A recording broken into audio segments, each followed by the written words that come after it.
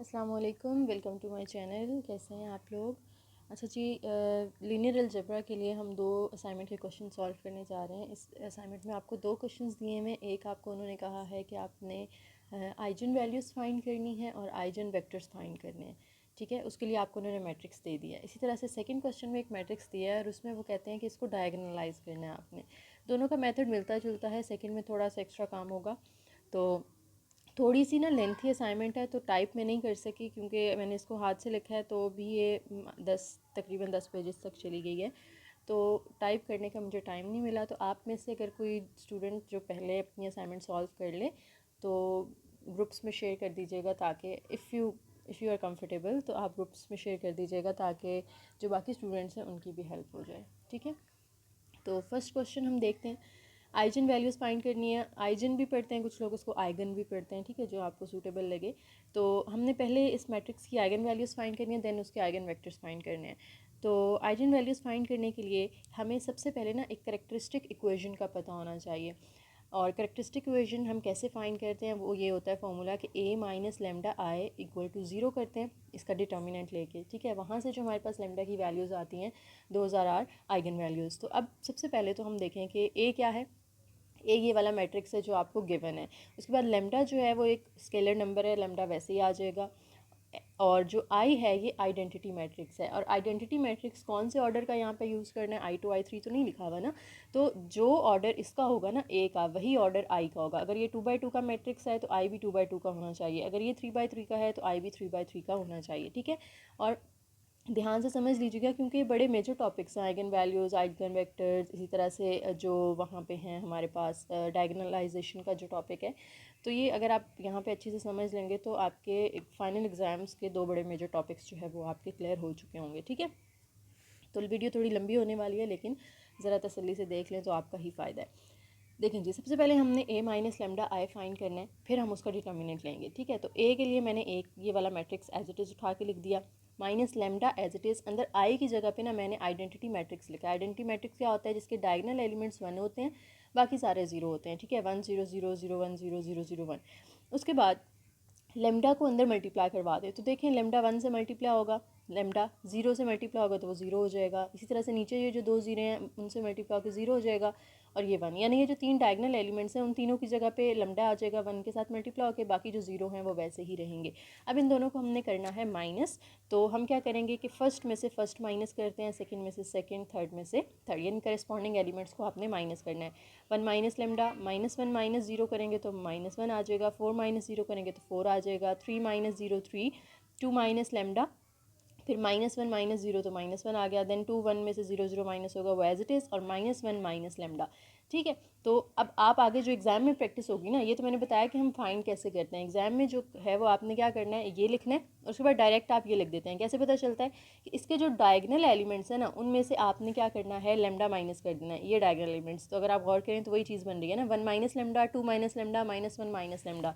तो ये बस इन तीनों में चेंज आया है, बाकी तो ए के वैसे ही रहे जैसे ऊपर थे। ठीक है, तो आप चाहें तो ये स्टेप स्किप भी कर सकते हैं, इसकी जगह डायरेक्ट आप ये लिख देंगे। देन हमने क्या करना था, इसका डिटर्मिनेंट निकालना था और उसको इक्वलाइज करना था 0 के। तो हम डिटर्मिनेंट निकालते हैं, और 3/3 का डिटर्मिनेंट आपको पता होना चाहिए कैसे होता है। हम उसको एक्सपैंड करते हैं किसी भी रो या कॉलम से, तो हम उसको R1 से एक्सपैंड कर लेते हैं। अब एक्सपैंड करने का तरीका क्या होता है कि R1 से क्योंकि हम कर रहे हैं, तो R1 का जो पहला एलिमेंट है ना, 1 माइनस लेमडा, वो लिखेंगे। फिर ये इसकी वाली रो और इसके वाला कॉलम ये आपने इग्नोर कर देना है। ठीक है, अगर मैं इस तरह से करूँ, ये रो और ये कॉलम आप इग्नोर कर देंगे। अब पीछे जो 4 एलिमेंट्स बचे हैं ना, वो चारों आपने इधर लिख लेने हैं। ठीक है, डिटर्मिनेंट के साइन के साथ। फिर दरमियान वाला एलिमेंट आता है -1, और उसके साथ आता है नेगेटिव। पहला पॉजिटिव होता है, दूसरा जो होता है वो नेगेटिव होता है। ठीक है, -1 के साथ नेगेटिव आ गया, फिर -1 की रो और -1 का कॉलम छोड़ देना है, तो 3 2 -1 -1 माइनस लेमडा ये बचेंगे, वो हमने लिख लिए। फिर तीसरा एलिमेंट लिख लेना है 4, वो पॉजिटिव होता है, और 4 वाली रो और 4 वाला कॉलम इग्नोर कर दें, ये जो 4 बचेंगे वो हमने यहाँ पे लिख लिए। ठीक है, पहला पॉजिटिव, दूसरा नेगेटिव, तीसरा पॉजिटिव।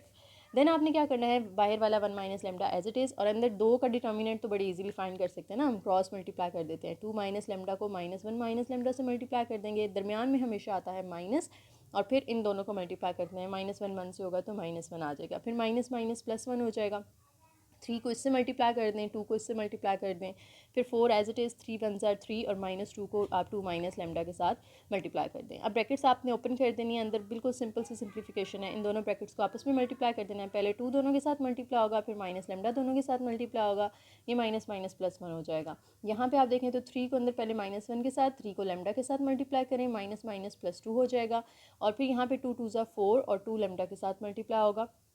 ये आपके पास नई जो चीज़ बनेगी वो ये आ जाएगी, ठीक है, ये हमारे पास आ गया।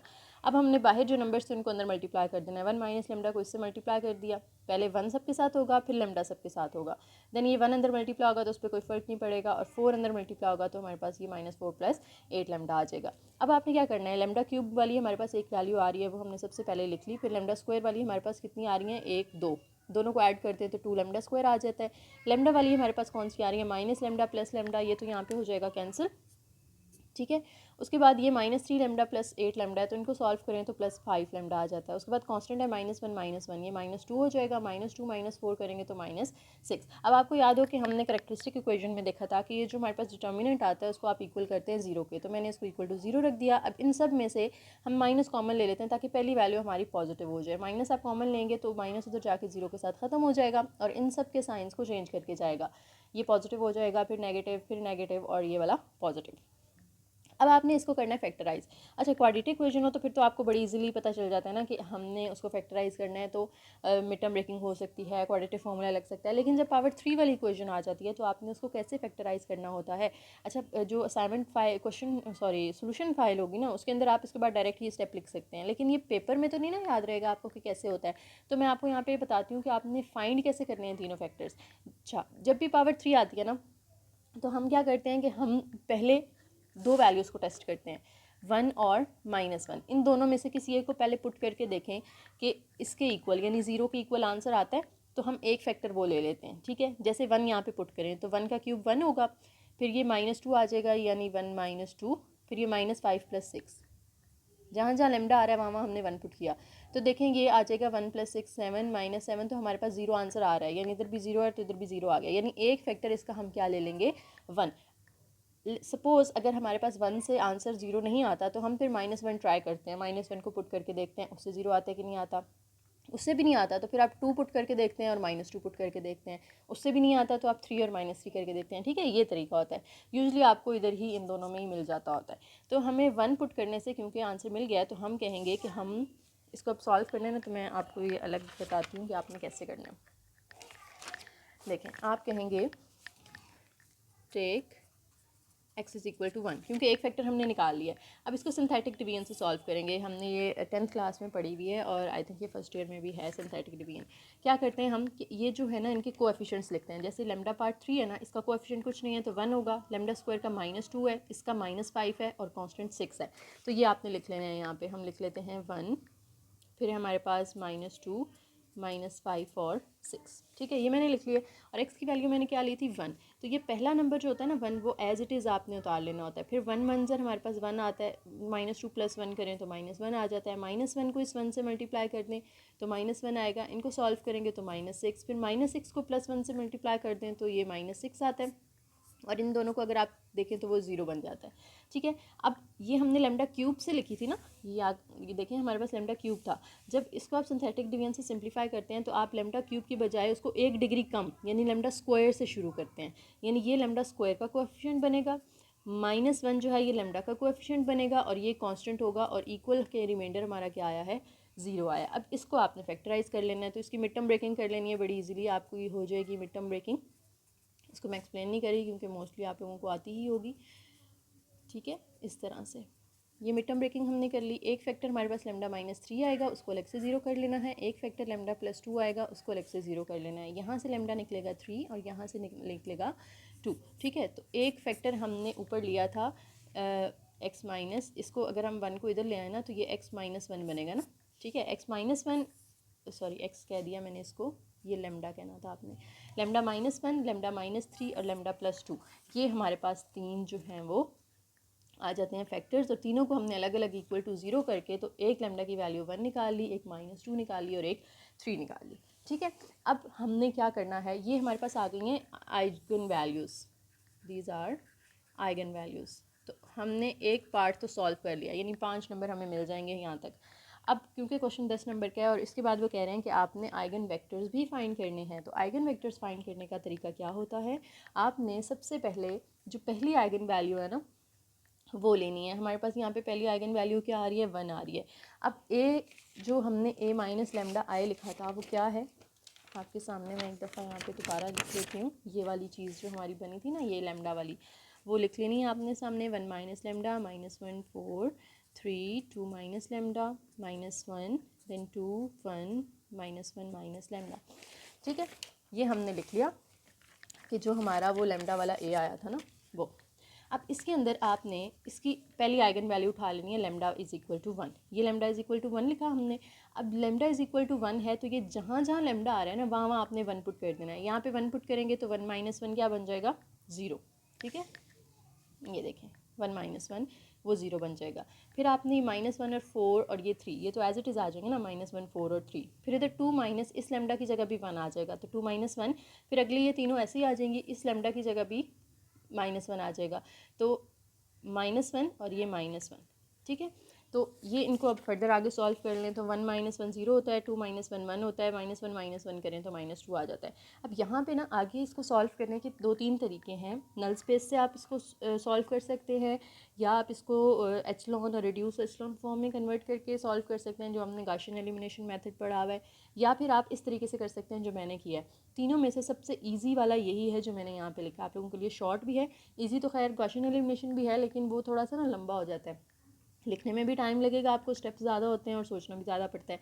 तो इसमें आपको ज़्यादा सोचना नहीं पड़ेगा, बस एक चीज़ आप लोगों ने अपने माइंड में रख लेनी है कि ये छोटा सा फॉर्मूला है x1 ओवर।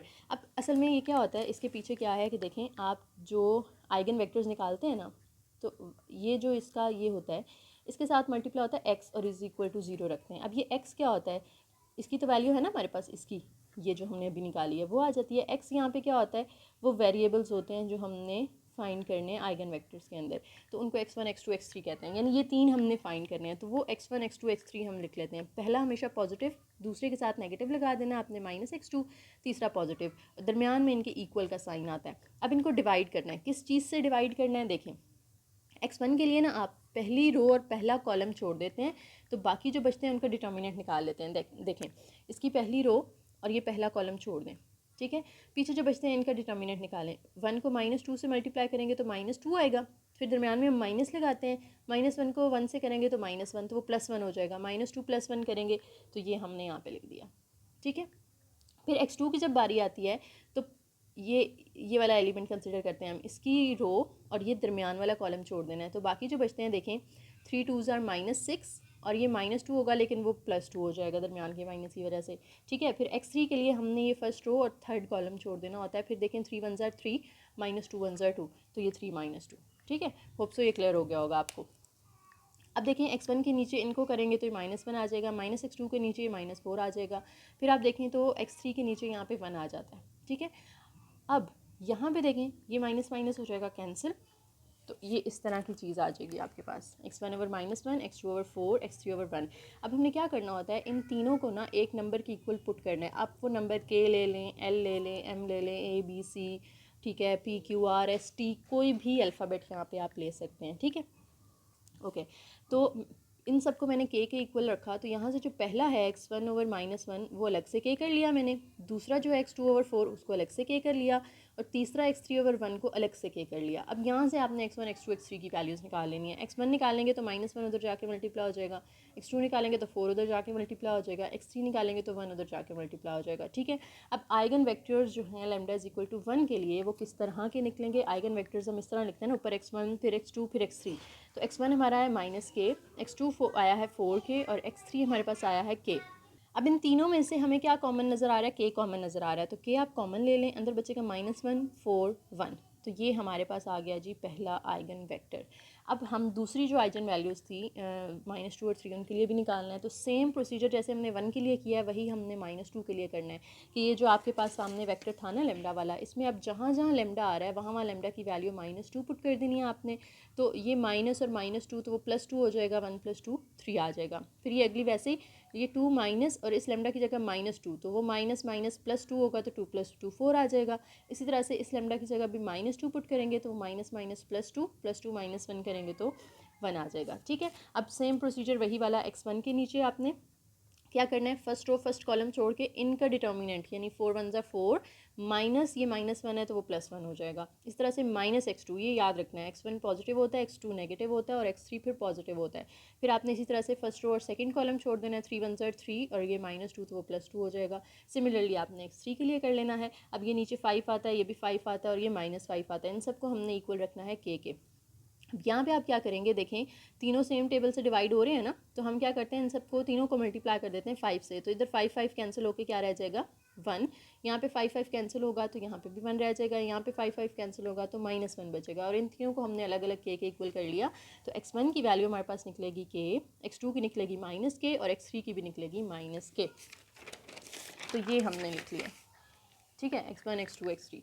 अब इसका आइगन वेक्टर निकालना है हमने, लैम्डा इक्वल टू -2 का, तो यही जो तीनों वैल्यूज़ हैं उनको हमने कॉलम फॉर्म में लिख देना है, k -k। अब k कॉमन आ रहा था तो अंदर 1 -1 बचेगा, तो ये सेकंड आइगन वेक्टर आ गया। अब थर्ड आइगन वैल्यू थी हमारे पास लैम्डा इक्वल टू 3, इसके लिए हमने आइगन वेक्टर निकालना है, तो वही सेम प्रोसीजर आपने करना है। आई होप ये आपको अब याद हो गया होगा और मुझे समझाने की ज़रूरत भी नहीं है।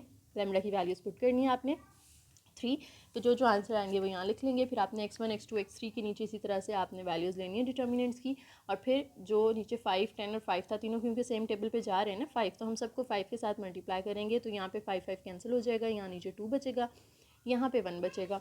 तो फिर आपने इन तीनों को अलग अलग के इक्वल करके x1 x2 x3 की वैल्यूज़ निकालनी और फिर हमने उनको पुट कर दिया वेक्टर फॉर्म में, यहाँ से k कॉमन ले लिया तो इधर 1 to 1 बचा। ये हमारे पास आ गई जी थर्ड आइगन वेक्टर की वैल्यू।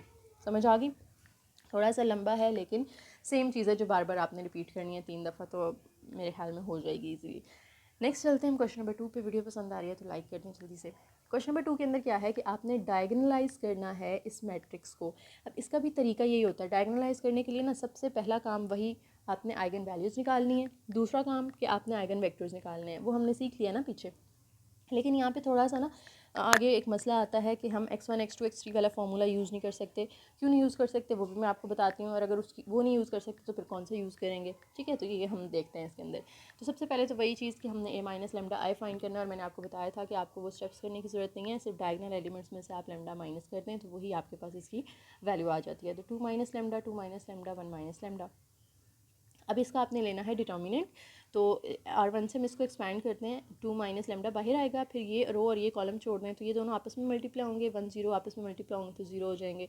और क्योंकि यहाँ पे बाहर दोनों 0 हैं तो वो ओवरऑल ही 0 हो जाना है, 0 अंदर मल्टीप्लाई होकर, तो मैंने उनको डायरेक्ट ही 0 लिख दिया। अब आप देखेंगे 0 भी ख़त्म हो जाएगा, तो lambda 2 - lambda 2 - lambda 1 - lambda. 2 - lambda 2 दफ़ा आ रहा था तो उसका हमने कर दिया स्क्वायर और 1 - लैम्डा। अब हमने क्या करना होता है कि ये जो है इसको इक्वल टू 0 करना होता है, तो ये जो दोनों वैल्यूज़ हैं वो अलग अलग 0 हो जाएंगी। ये स्क्वायर है तो स्क्वायर को हम 2 दफ़ा लिख सकते हैं ना, तो पहले को अलग से 0 कर लें, दूसरे को आप अलग से 0 कर लें, और ये जो 1 - लैम्डा उसको अलग से 0 कर लें। तो 2 आइगन वैल्यूज सेम आ रही है हमारे पास, 2 और एक आ रही है 1। तो अब हमने क्या करना है, देखें सबसे पहले हम पहली आइगन वैल्यू के लिए आइगन वेक्टर निकालते हैं, लैम्डा इक्वल टू 2। तो क्या करना होता है हमने कि ये जो लैम्डा वाला हमारे पास था, इसमें लैम्डा की जगह आपने 2 पुट कर देना है ना, क्योंकि पहले आइगन वेक्टर वैल्यू 2 है, तो 2 - 2 0, यहाँ पे भी 0, यहाँ पे 2 पुट करेंगे तो -1 आ जाएगा। तो ये देखें 0 0 -1, बाकी सारे वैसे ही रहते हैं, उनमें कोई चेंज नहीं आता। अच्छा, अब यहाँ पे हमने पीछे पढ़ा था कि हम ये वाला यूज़ करते हैं ना फॉर्मूला, x1 ओवर फिर नीचे डिटर्मिनेंट आता है इक्वल -x2 ओवर डिटर्मिनेंट आता है, फिर x3 ओवर डिटर्मिनेंट आता है। लेकिन यहाँ पे ये यूज़ नहीं कर सकते हम। क्यों नहीं यूज़ कर सकते, देखें क्या मसला आ रहा है कि अगर आप देखें यहाँ पे x1 के लिए ये कॉलम रो और कॉलम छोड़ते हैं, तो इनको मल्टीप्लाई करें 0, इनको भी मल्टीप्लाई करें 0, तो वो 0 - 0 तो नीचे 0 आ जाएगा, आंसर तो इससे आ जाएगा आपका। ठीक है, लेकिन थोड़ा सा ना आगे ये मसला करता है, तो इसलिए कोशिश करेंगे जब भी आपकी ओवर के नीचे कहीं पे 0 आ रहा हो ना, पूरा 0 हो रहा हो, तो आप कोशिश करें कि आप ये वाले फार्मूलाज यूज़ ना करें, उसके बजाय आप गॉसियन एलिमिनेशन मेथड यूज़ करें। उसके अंदर क्या होता है, इसमें ज़्यादा वर्किंग नहीं करनी पड़ेगी, छोटे से स्टेप्स हैं कि हमने फर्स्ट जो पीवट एलिमेंट है, पीवट एलिमेंट कहते हैं फर्स्ट नॉन ज़ीरो एलिमेंट, ठीक है, उसको हमने क्या करना होता है 1 बनाना होता है। लेकिन यहाँ पे हमारा क्योंकि 0 आ रहा है तो लेकिन नीचे वाले का 1 है, तो आप रो 1 और रो 2 को एक्सचेंज कर दें। R1 को R2 से एक्सचेंज करेंगे तो ये जो R1 है 0 0 0 वो नीचे आ जाएगी R2 की जगह पे, और R2 जो है 1 0 1 वो ऊपर चला जाएगा।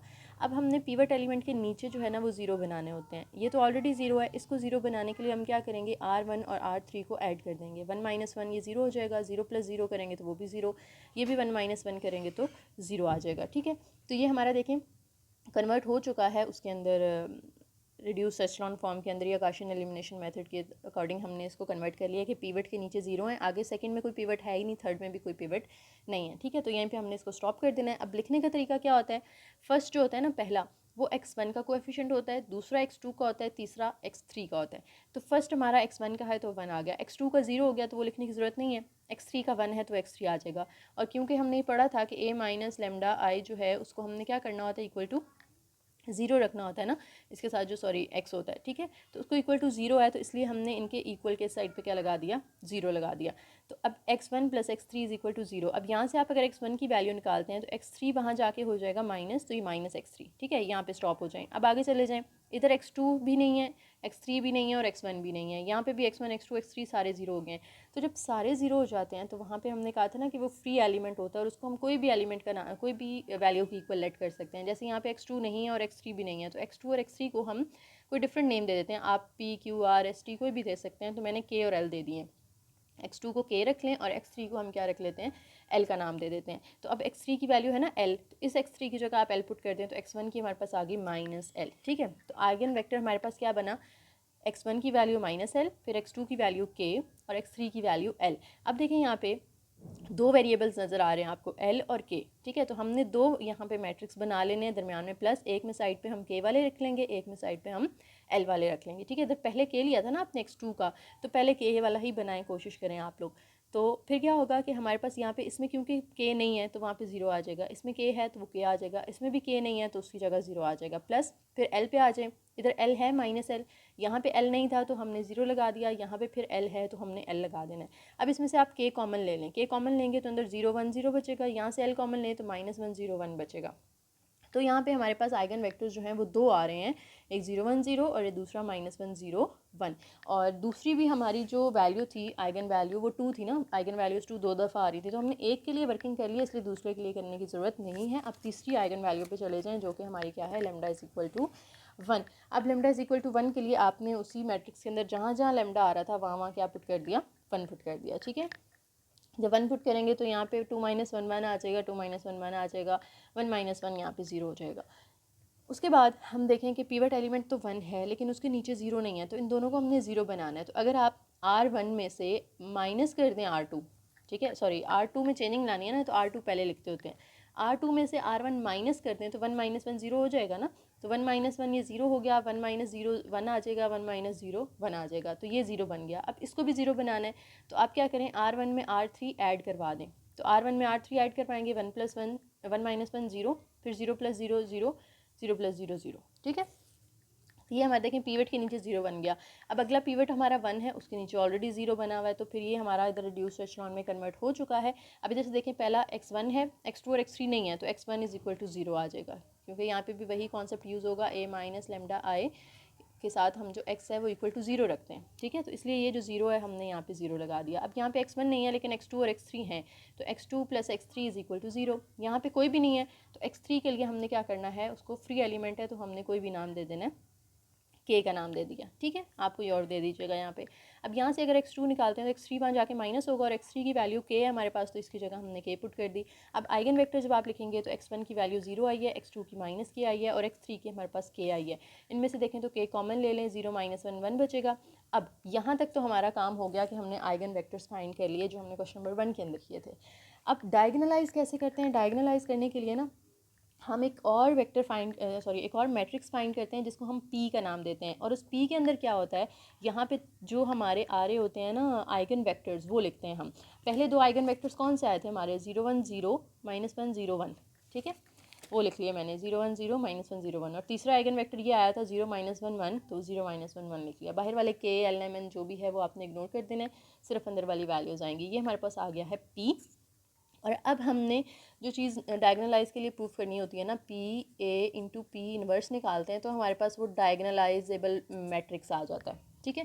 तो ये चीज़ हमने फाइंड करनी है। पी हमारे पास है, ए हमारे पास क्वेश्चन में दिया हुआ था, पी इनवर्स हमें फाइंड करना पड़ेगा। पी इनवर्स फाइंड करने का क्या तरीका होता है, आपको याद होगा, किसी भी मैट्रिक्स का इन्वर्स निकालना होता है हमने, तो उसका हम लिखते हैं एडजॉइंट और उसको डिवाइड कर देते हैं उसके डिटर्मिनेंट के साथ। ठीक है, तो ये डिटर्मिनेंट के साथ बाहर मैंने डिवाइड किया। डिटर्मिनेंट बहुत ईजी है फाइंड करना, इसको हम R1 से एक्सपैंड करेंगे तो देखिए पहली और लास्ट तो बिल्कुल ज़ीरो हो जाएगी ना, तो सिर्फ दरमियान वाली बचेगी। तो माइनस, दरमियान वाली के साथ माइनस आता है ना, तो -1 × 1 और अंदर जो है इसकी रो और इसका कॉलम छोड़ दें तो 1 1 ज़र 1 -0, तो ये 1 × 1, तो वो 1 ही हमारा डिटर्मिनेंट आता है। ठीक है, जैसे हमने पीछे देखा था, एक्सपैंड कर लेना R1 से आपने, तो 1 हमारा डिटर्मिनेंट आ गया, इसलिए मैंने नीचे डिटर्मिनेंट की जगह 1 लिख दिया। अंदर आना है एडजॉइंट। अब एडजॉइंट 3/3 का अगर हम वैसे निकालें तो ये बड़ा लंबा काम है, कोफैक्टर्स निकालते हैं, कोफैक्टर्स निकाल के उनका ट्रांसपोज लेते हैं, फिर हमारे पास एडजॉइंट आता है। लेकिन क्योंकि ये ऑलरेडी इतना लॉन्ग क्वेश्चन है तो इसमें हमें इतनी डिटेल में काम करने की ज़रूरत नहीं है। आप लोग क्या कीजिएगा कि डायरेक्ट यहाँ पे एडजॉइंट लिख सकते हैं, लेकिन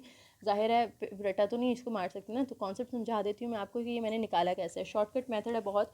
देखें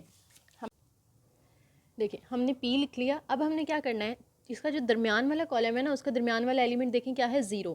तो आप पहले 0 लिखेंगे, फिर इसको इस तरह से जाना है, आपने ध्यान से देखिएगा, 0 1 -1 0। ठीक है, फिर इधर आ जाएं तो इसका दरमियान वाला क्या है, -1, तो ये इस नीचे आए, पहले -1 1, फिर 0 -1 -1 1 0 -1, फिर आप जाएं यहाँ पे 1 0 0 1 1 0 0 1। ठीक है, और फिर ये जो फर्स्ट रो आपने लिखी है ना, इसको एक दफ़ा फिर कॉपी कर लें, 0 1 -1 0।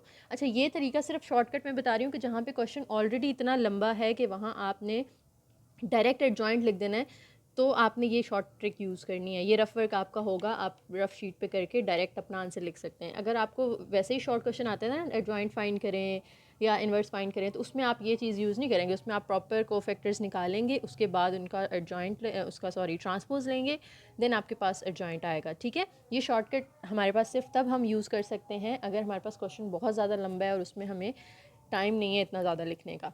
तो क्या करना है, अब आपने देखना है क्रॉस मल्टीप्लाई करते जाना है।